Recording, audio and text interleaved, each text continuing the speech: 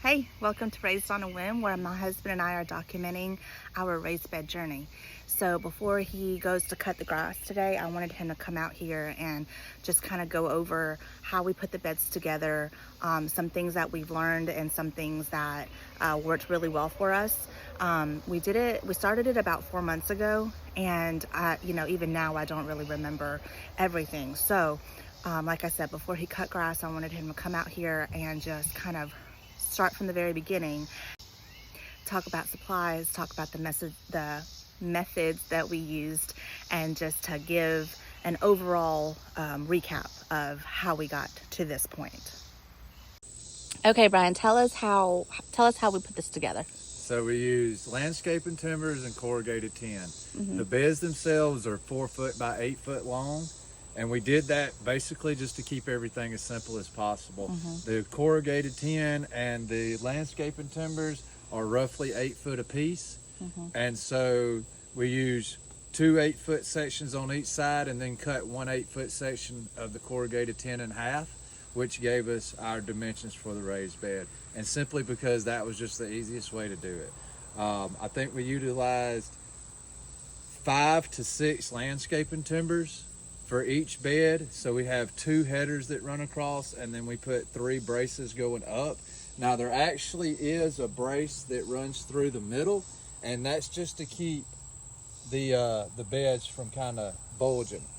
Other than that, like I said, we just used everything as simple as possible. We used self-tapping sheet metal screws to hold everything together as far as placing the tin in, and then we used I think 5 or 6 inch wood screws to hold all the landscaping timbers together. Now, why did we choose the tin?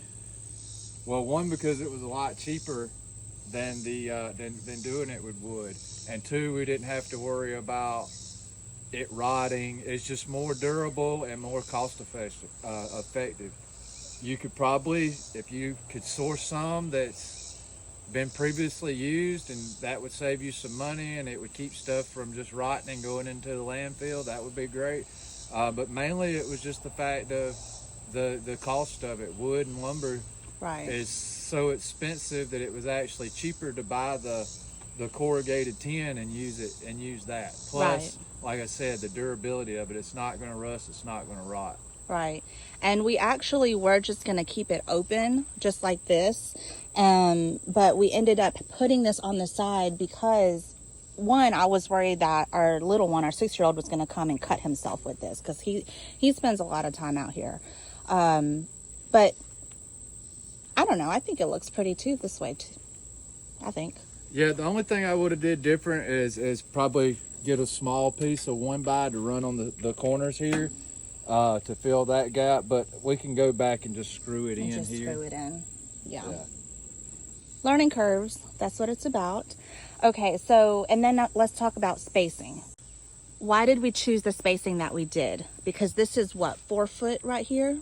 Roughly 4 foot. The cattle panels are, I think, between 10 and 12 foot.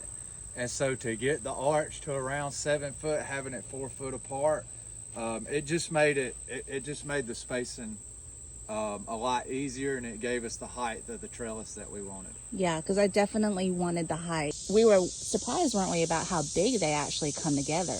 Yeah. We were like, wow, this is...